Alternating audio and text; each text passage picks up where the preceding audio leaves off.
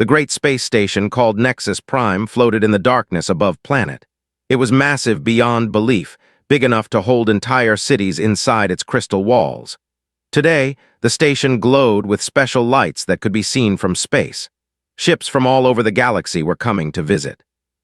High Counselor stood on the main observation deck, looking out at the arriving ships.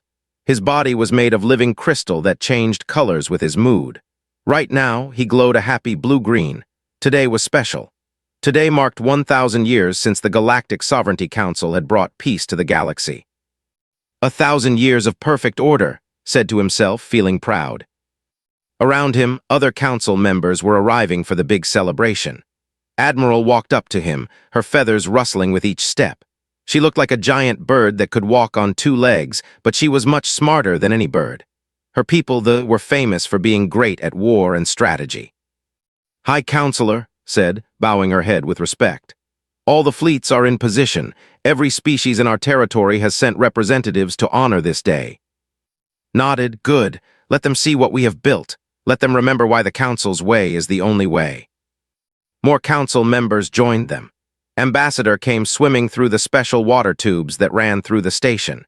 His people needed water to breathe, so the station was built to help all different types of beings live together. Was huge, like a whale with arms and legs, but he was gentle and wise. The celebration feast is ready, said, his voice making bubbles in the water around his head. 12 courses, one representing each of our great species.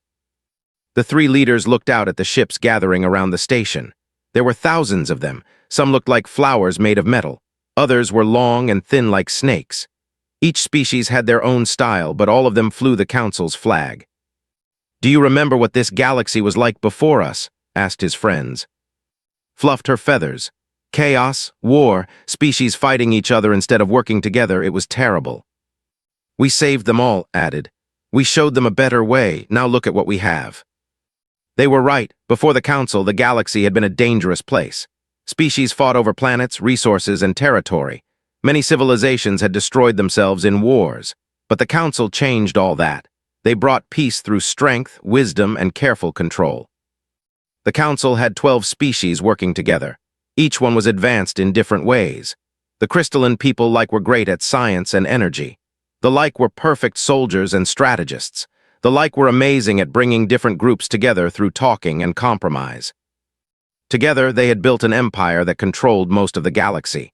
They did it not through war, but through smart planning. When they found a new species, they would study them carefully. Then they would offer trade deals, technology, and protection. Most species said yes quickly once they saw the benefits. Speaking of new species, said, pulling out a data tablet, we have a report about that latest survey mission to the outer rim. His crystal body shifted to a curious yellow color. Oh yes, the small blue planet in system designated Terrasol. What did our scouts find? The species calls itself humans, read from her tablet.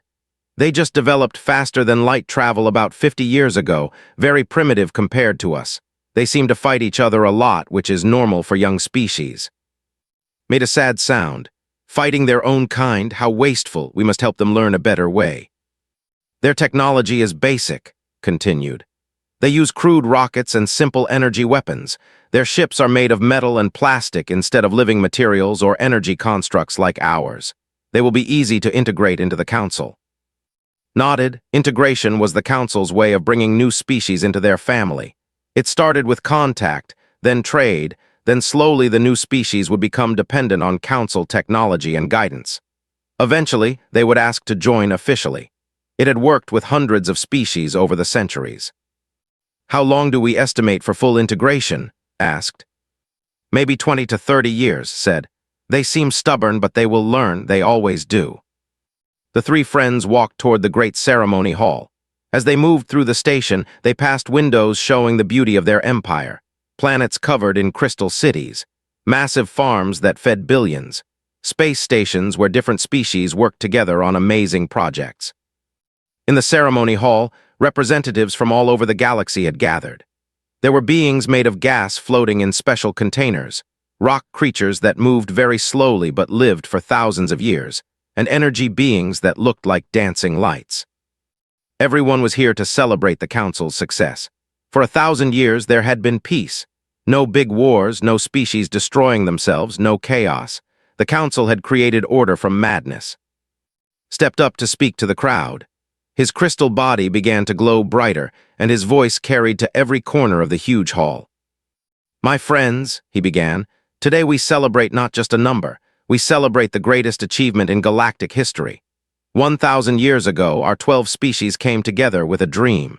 We dreamed of a galaxy where war was replaced by cooperation, where strength was used to protect the weak instead of destroying them." The crowd cheered. Different species made different sounds, but all of them showed approval and happiness. "We have brought peace to over 800 species," continued. "We have saved countless worlds from destruction. We have shared our knowledge, our technology, and our wisdom with all who would accept it. Stepped forward, and we will continue this great work. Even now, we have found another species that needs our guidance. Soon, the humans of the planet Earth will join our great family." The crowd cheered again. To them, finding new species was always good news. It meant more friends, more knowledge, and more proof that the Council's way was right. But none of them could know that far away, on that small blue planet, something different was happening. Something that would change everything they thought they knew about power, strength, and what it meant to be advanced. The celebration continued late into the night, with everyone feeling proud and happy about their perfect empire. The celebration was at its peak when the alarms started ringing.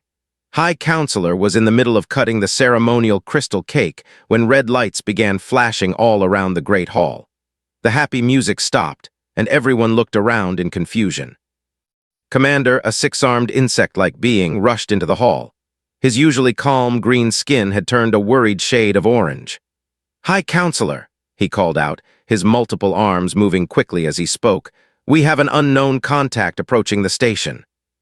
His crystal body shifted from happy blue to concerned purple. In 1,000 years of peace, they had never had uninvited guests during a council ceremony. "What kind of contact?" "A ship, sir, but unlike anything in our databases." Admiral's head feathers stood up straight. This was her area of expertise. "Show us," she ordered. The great hall's ceiling became a giant screen, showing the space around Nexus Prime. At first, everything looked normal. The Council's beautiful ships floated in perfect formations around the station, but then they saw it. Coming toward them was something that looked wrong. It was not like the elegant, flowing designs of Council ships. This vessel was all hard angles and dark metal. It looked like someone had taken a mountain and covered it with weapons. Even from far away, they could see gun barrels sticking out from every surface. "By the ancient stars," whispered Ambassador, his massive body creating bigger bubbles in the water around his head. "What is that thing?" The ship was huge, not as big as Nexus Prime, but bigger than most Council battleships. It moved through space like it owned everything around it. There was something about the way it traveled that made even the bravest Council members feel nervous. "Energy readings are off our scales," Commander reported, reading from a tablet with 4 of his arms while 2 others worked on other devices. "The power signature is unlike anything we've ever seen. It's not using any known propulsion system." Admiral spread her wings wide, a sign she was getting ready for possible battle. "Have our fleets move to intercept." "Already done, Admiral. The 5th Crystal Fleet is moving to surround the unknown vessel." On the screen, they watched as dozens of Council ships moved toward the strange newcomer. The Council ships were beautiful, made of living crystal that could change shape and repair itself. They looked like flying jewels compared to the dark, angular monster approaching them. "Distance?" asked. "They will meet the unknown vessel in 12 minutes at current speed." The mood in the Great Hall had completely changed. Guests who had been laughing and celebrating were now quiet and worried. Many species had never seen anything like this before. For 1,000 years, the Council had been the strongest force in the galaxy. Now something was coming that they didn't understand. "Sir," said, his orange skin turning even more orange, "we're receiving a communication request from the unknown vessel." "Put it through," ordered. A new voice filled the hall. It was speaking the common galactic language, but with an accent none of them had heard before. The voice belonged to a female, and she sounded calm and polite. "Greetings, Galactic Sovereignty Council. This is Captain Sarah of the United Earth ship Indomitable. I request permission to approach your station for diplomatic purposes." The entire hall went silent. You could have heard a pin drop. Then slowly some of the guests started laughing. United Earth ship, Admiral said with amusement. As in the planet Earth, the primitive humans we were just discussing. Impossible, said council member, a tall, thin being with silver skin. The human species barely has space flight. They certainly don't have anything that could travel across the galaxy. Found himself laughing too. Commander, are you certain this is not some kind of mistake? Perhaps an old automated message from a probe? Sir, I've checked 3 times.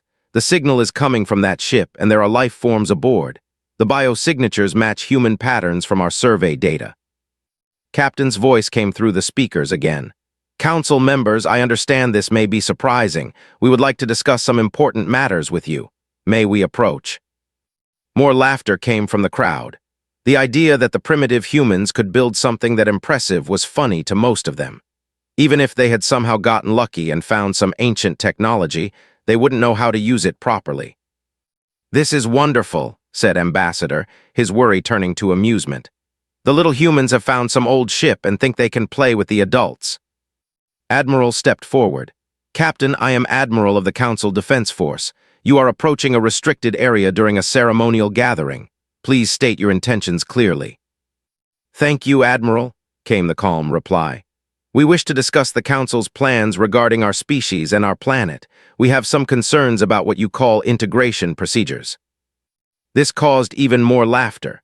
The humans had somehow learned about the integration process that was supposed to be classified until first contact was officially made.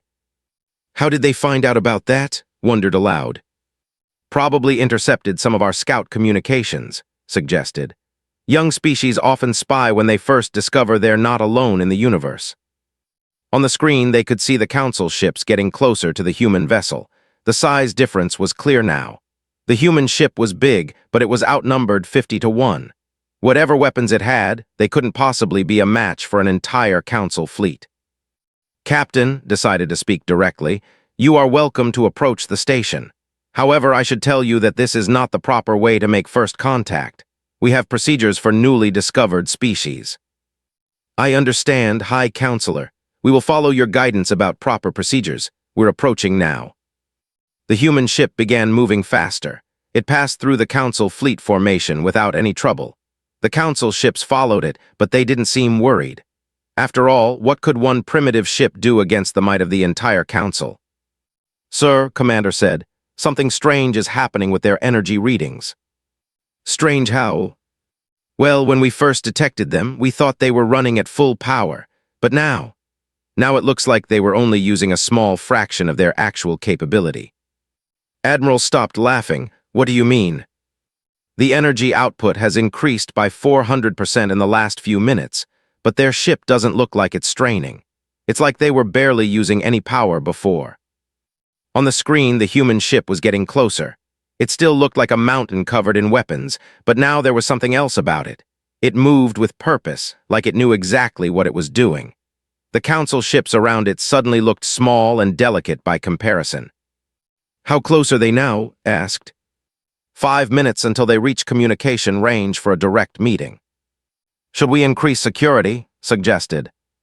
Waved a wing dismissively. For one ship, even if it's bigger than we expected, it's still just one ship. Besides, they asked for permission to approach. They're being polite. But privately, she was starting to feel less certain. Something about this didn't feel right. In all her years as a military officer, she had learned to trust her instincts. Right now, her instincts were telling her that they might have made a mistake. On the screen, the UES Indomitable continued its approach, followed by 50 Council ships that suddenly didn't look as impressive as they had just minutes before. Captain said into the communication system, you will be welcome aboard Nexus Prime in a few minutes. I hope you understand that this is quite unusual. I understand perfectly, High Counselor, came the reply. We hope you'll find our visit educational. Something about the way she said, educational, made several Council members look at each other with uncertainty. The transport beam sparkled with blue light as 3 figures materialized on the main landing platform of Nexus Prime. High Counselor watched with curiosity as the first humans he had ever seen appeared before him. Captain Sarah was smaller than he had expected. Most species that built impressive warships were large and physically strong. But this human woman was average height, with brown hair tied back and wearing a simple blue uniform. She looked remarkably ordinary. Behind her stood two other humans. One was a tall man with dark skin wearing the same blue uniform with different markings. The other was a shorter woman carrying what looked like a briefcase. They all looked so normal. "High Counselor," Captain said, bowing her head respectfully. "Thank you for allowing us to visit your station. I am Captain Sarah. This is Commander Williams, my first officer, and Dr. Lisa Park, our diplomatic specialist." His crystal body shifted to a welcoming green color. "Captain, you are welcome aboard Nexus Prime, though I must say your arrival was quite unexpected." "I apologize for the surprise. Sometimes unexpected visits are necessary when discussing important matters." Admiral stepped forward, her feathers moving slightly with curiosity. She had been studying the three humans carefully. They didn't wear any visible armor or carry obvious weapons. They didn't have any of the genetic improvements that most advanced species developed over time. They looked like they had just evolved naturally without any help from technology. "Captain," said, "we are very interested in learning how your species developed such an impressive ship. Our records show that humans have only had space travel for a short time." Dr. Park opened her briefcase and pulled out a small device. "Actually, Admiral, we've been traveling through space longer than you might think. We've been watching galactic civilization for quite some time." This statement made all the council members look at each other with confusion. Watching them? How was that possible? "What do you mean by watching?" asked Ambassador, creating larger bubbles in his excitement. "We mean exactly that," Captain replied calmly. "Humanity has been observing the Council and other galactic civilizations for about 60 years. We've learned a great deal about how things work out here." Commander's orange skin turned a shocked yellow. 60 years, but our scouts only discovered your planet 5 years ago." "Your scouts discovered what we wanted them to discover," Dr. Park said, activating her device. A holographic display appeared in the air showing detailed information about Council activities. "We've been tracking Council survey missions, integration protocols, and expansion patterns for decades." The hologram showed shipping routes, military movements, and even private communications between Council members. The detail was incredible. It was the kind of information that should have been impossible for outsiders to collect. Its comfortable green color shifted to an alarmed orange. "How did you obtain classified Council information?" "The same way we've learned about all the other species you've integrated," Captain answered.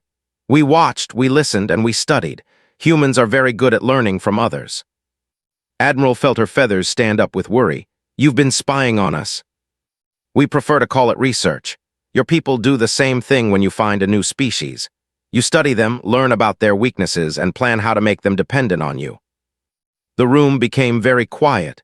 What Captain was describing sounded like the integration process, but she was making it sound like something bad. "Captain," said carefully, "the integration process is designed to help young species join galactic civilization peacefully. We offer technology, protection, and guidance. Most species are grateful for our help." Dr. Park touched her device again. New holograms appeared showing the history of several species that had been integrated by the Council. There were independent traders before integration. Now they can only build ships using Council technology. There were a proud warrior culture. Now they serve as security forces for Council worlds. There were artists and musicians. Now they work in Council factories making products designed by other species. Each example showed the same pattern. Species that had been unique and independent before becoming dependent on the Council for everything important. "These species chose to join us," Ambassador said, but his voice didn't sound as confident as usual. "They saw the benefits of cooperation." "After you made sure they had no choice," Commander Williams spoke for the first time. His voice was deep and calm, but there was something dangerous about the way he said it. "Economic pressure, technological dependence, political manipulation, very clever." Admiral was getting angry. Her feathers were now standing straight up and her voice became sharp. "You speak as if we're criminals. We've brought peace to the galaxy. We've ended wars and suffering." "You've ended independence and growth," Captain replied. "You've created a galaxy where no one is allowed to develop beyond what you think is appropriate." "And what would you prefer?" asked, his crystal body now a deep red with anger. Chaos, war, species destroying themselves like they did before the Council. We would prefer freedom, Dr. Park said simply. The freedom to succeed or fail on our own. The freedom to grow, to change, to become something new without asking permission. Young species always think they want freedom, said with frustration. But they don't understand how dangerous the galaxy can be. We protect them from making mistakes that could destroy them. And who protects the galaxy from you? Captain asked. The question hung in the air like a challenge. For 1,000 years, no one had asked that question. The Council was the protection. They were the ones who kept order. Captain said, trying to control his anger, I understand that this is all new to your species. It's natural to be afraid of change. But integration into the Council is not optional. It's necessary for galactic stability. We disagree. Your disagreement is noted, Admiral said coldly. But it doesn't change reality. You have one ship, we have thousands. You have one planet, we control hundreds of star systems. Your feelings about integration don't matter. It will happen whether you like it or not. Dr. Park closed her briefcase and looked at Captain. I think they've made their position clear. Indeed they have, Captain agreed. She looked around at all the Council members, studying their faces. High Counselor, Admiral, Ambassador, thank you for your honesty. It makes our next decision much easier. What decision? Asked. Whether to do this the easy way or the hard way. Commander's skin turned bright yellow with alarm. Captain, are you threatening the Council? I'm offering you a choice, Captain said calmly. You can agree to leave humanity alone, or you can try to integrate us by force. But I should warn you that humans don't integrate well. Admiral laughed, but it wasn't a happy sound. Captain, you have one ship surrounded by our entire defense fleet. You're on our station, surrounded by our security forces. What exactly do you think you can do? Captain smiled for the first time since arriving. It wasn't a friendly smile. We can show you what happens when someone tries to force humanity to do something we don't want to do. You have 72 hours, decided. Return to your ship and consider our offer. When the deadline passes, our fleets will escort you back to Earth to begin the integration process. Your planet will join the Council peacefully, or it will join by force. 72 hours, Captain nodded. That should be enough time. Enough time for what? Asked. For you to understand why this was a mistake. The three humans activated their transport beam and disappeared in a sparkle of blue light, leaving the Council members alone with a very uncomfortable feeling that they had just made a serious error in judgment. 72 hours had passed quickly. Admiral stood on the bridge of her flagship, the Crystal Talon, watching as the Council's demonstration fleet took position around the human battleship. 200 of the finest ships in the galaxy formed perfect attack formations around the single human vessel. All ships report ready, Admiral, her communications officer announced. Felt confident again. After 3 days to think about it, the human threat seemed much less scary.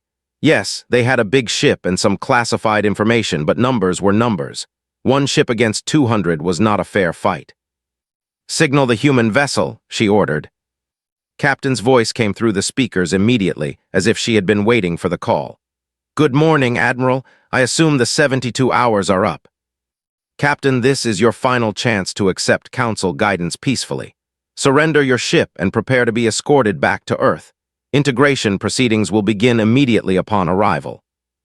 I'm afraid we'll have to decline that offer. Had expected this response, but it still frustrated her.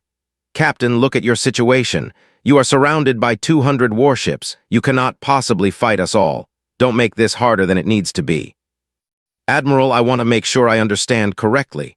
You're demanding that we surrender our independence, accept foreign control of our government, and agree to become a dependent client state. Is that accurate? We prefer to call it joining galactic civilization. And if we refuse, then we will use force to ensure compliance.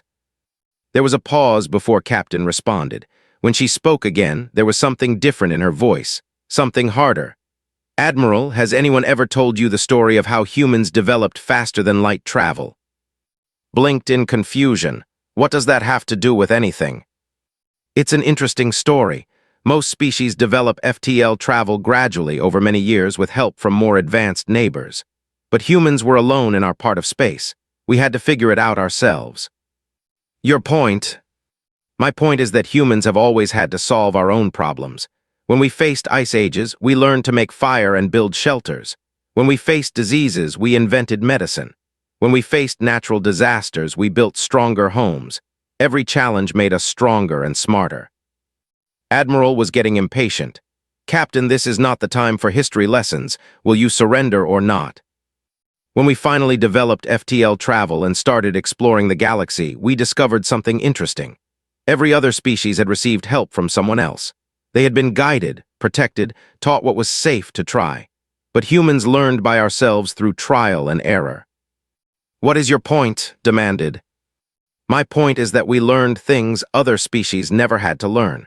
We developed technologies that other species never needed to develop.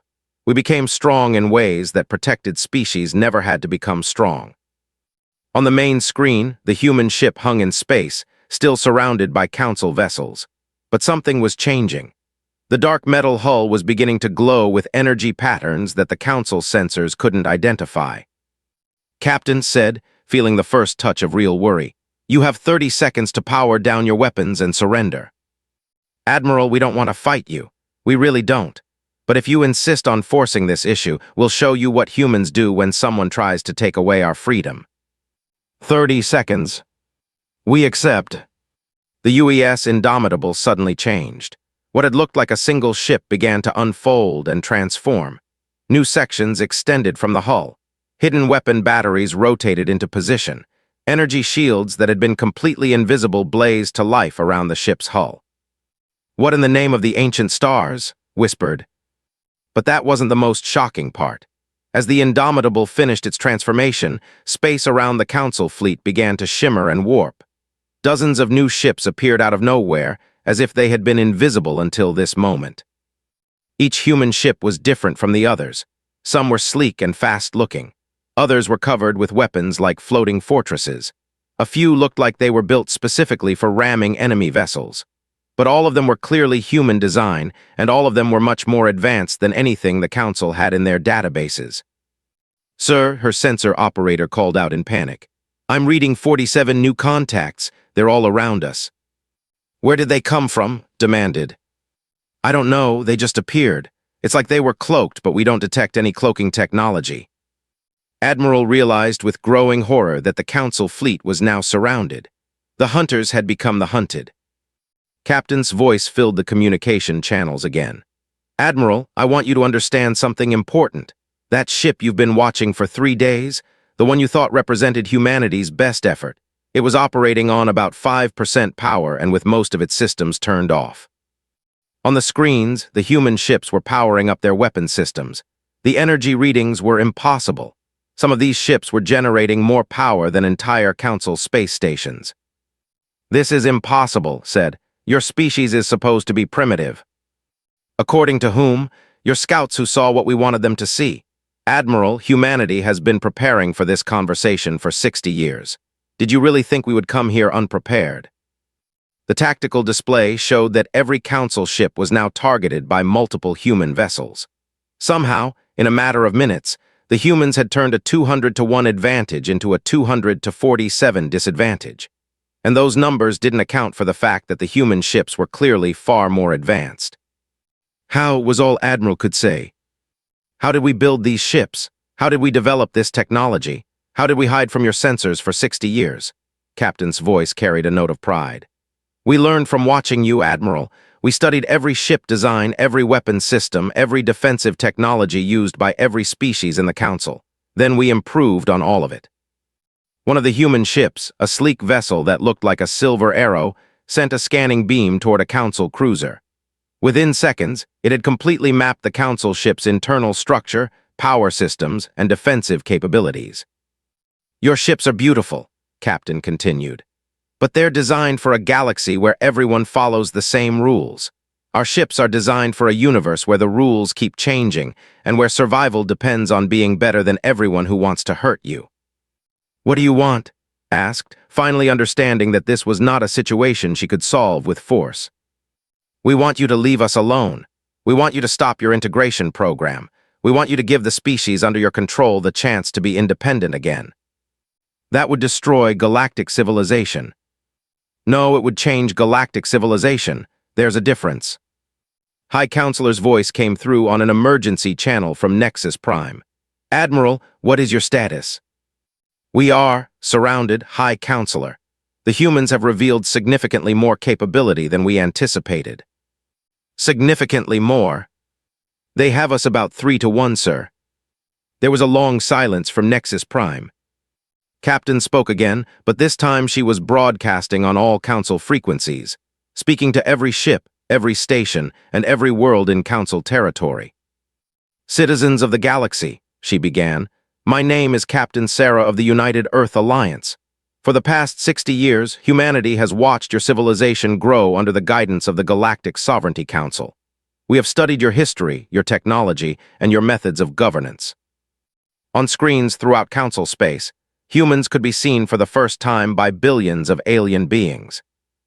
The Council claims to offer peace and protection, but we have seen what that protection costs. Independence, growth, the freedom to fail and try again, the freedom to become more than what you are today.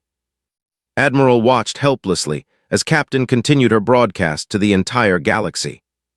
Today, we offer you a choice.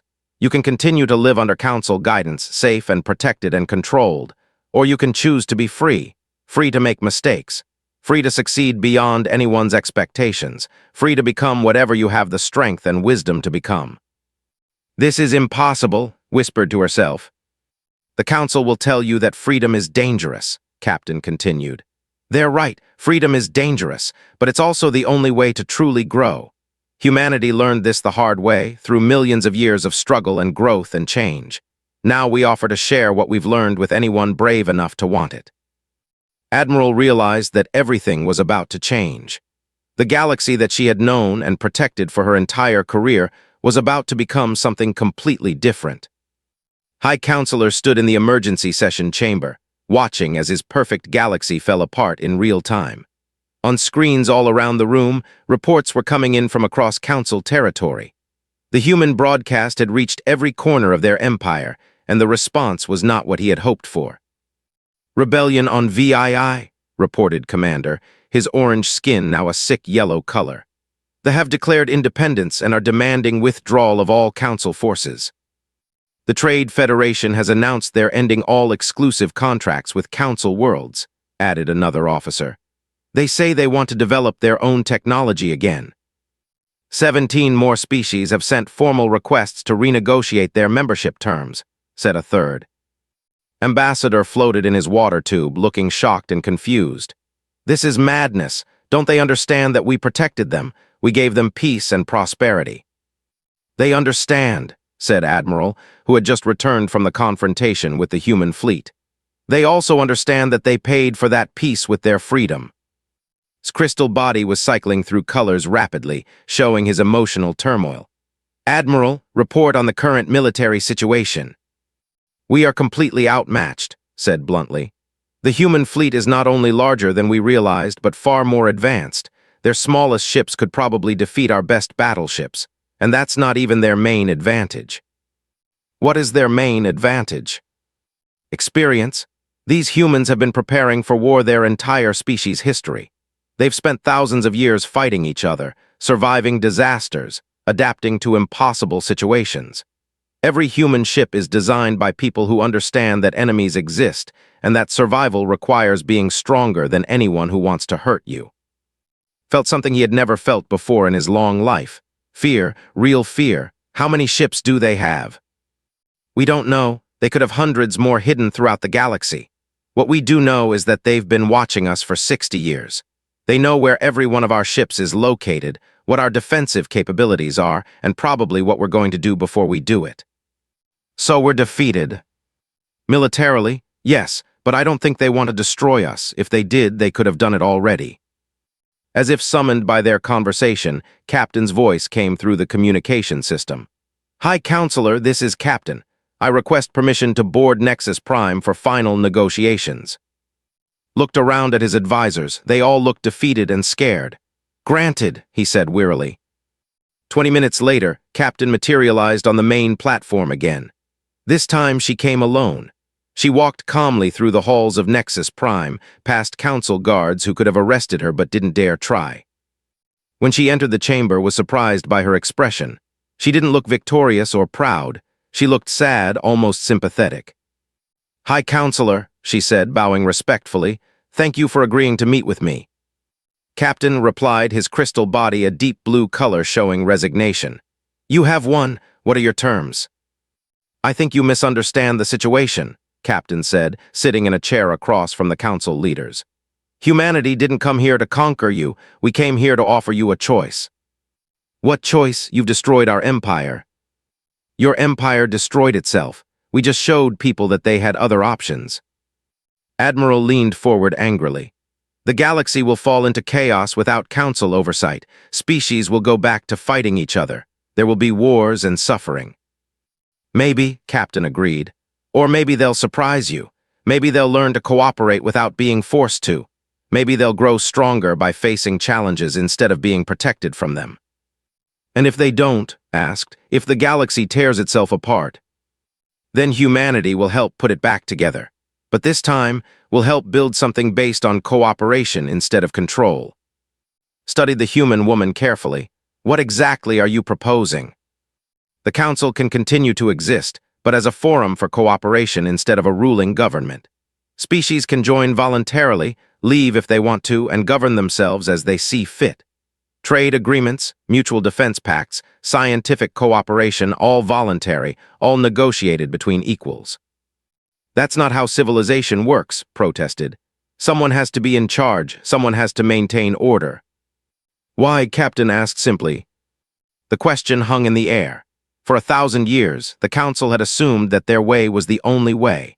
They had never seriously considered that order could exist without control. "Look around the galaxy right now," Captain continued. "Yes, some species are choosing independence, but are they attacking each other? Are they starting wars? Most of them are trying to figure out how to work together without a master telling them what to do." Commander looked at his screens again. The reports were still coming in, but Captain was right. While many species were declaring independence from the council, they weren't fighting each other. They were forming new alliances, new trade partnerships, new forms of cooperation. "They have already offered to share their improved ship designs with 12 other species," he reported with surprise. "They are providing security services to 3 independent worlds in exchange for food and raw materials." "You see," Captain said, "when you give people the freedom to choose, many of them choose to work together anyway. The difference is that they're doing it because they want to, not because they have to." Felt his worldview crumbling around him. Everything he had believed about civilization, about order, about the necessity of control was being challenged by what he was seeing. "What happens to us?" he asked quietly. "What happens to the council?" "That's up to you," Captain replied. "You can fight this change and be destroyed by it, or you can adapt to it and become part of something new. And if we choose to adapt, then humanity will help you transition to the new system. We'll share our technology, our knowledge, our experience with independence. But you'll have to earn the trust of the species you've controlled for so long." Admiral made a sound of frustrated laughter. "Earn their trust? We protected them for 1,000 years. You protected them from everything, including the chance to grow stronger. Now they need to learn how to protect themselves. If you really want to help them, you'll teach them how to be independent instead of how to be dependent." Ambassador spoke slowly, thinking through the implications. "This new galaxy you're proposing, it will be messy. There will be mistakes, conflicts, problems that could have been prevented." "Yes," Captain agreed. "There will also be innovations, discoveries, and achievements that never would have happened under council control. Growth requires the possibility of failure." Made a decision that went against everything he had believed for his entire life. "What do you need from us?" Captain smiled, a real smile this time, warm and hopeful. "First, official recognition that all species under council authority are free to choose their own path. Second, assistance in helping them transition to independence. Third, transformation of the council from a ruling body into a voluntary cooperation forum. And in return, humanity will help ensure the transition is peaceful. We'll share our technology and knowledge with anyone who wants it. And we'll work together to build a galaxy where everyone has the chance to become the best version of themselves." Over the following weeks, the galaxy watched in amazement as the transition unfolded. Some species chose to remain closely aligned with the reformed council. Others struck out completely on their own. A few formed new alliances and partnerships. There were problems, conflicts, and mistakes. Some species made bad decisions and had to live with the consequences. Others discovered capabilities they never knew they had when they were forced to rely on themselves. But most remarkably, the galaxy didn't fall into chaos. Instead, it became more diverse, more creative, and more vibrant than it had been in 1,000 years. High Counselor, his title now changed to Forum Coordinator, often found himself thinking about Captain's words. The galaxy was indeed messier now. But it was also more alive, more dynamic, and more full of possibilities than it had ever been under Council rule. And far out in space, human ships continued to patrol the trade routes, not as conquerors or rulers, but as guardians of the principle that every species deserved the chance to choose its own destiny. The Council's pride had indeed been shattered. But in its place, something better had grown, a galaxy where strength came not from controlling others, but from the courage to let them be free. Captain Sarah stood on the bridge of the UES Indomitable, looking out at the stars and feeling proud of what her species had accomplished. They had done something that few civilizations ever managed. They had used their strength not to dominate others, but to set them free. It was, she reflected, the most human thing they could have done.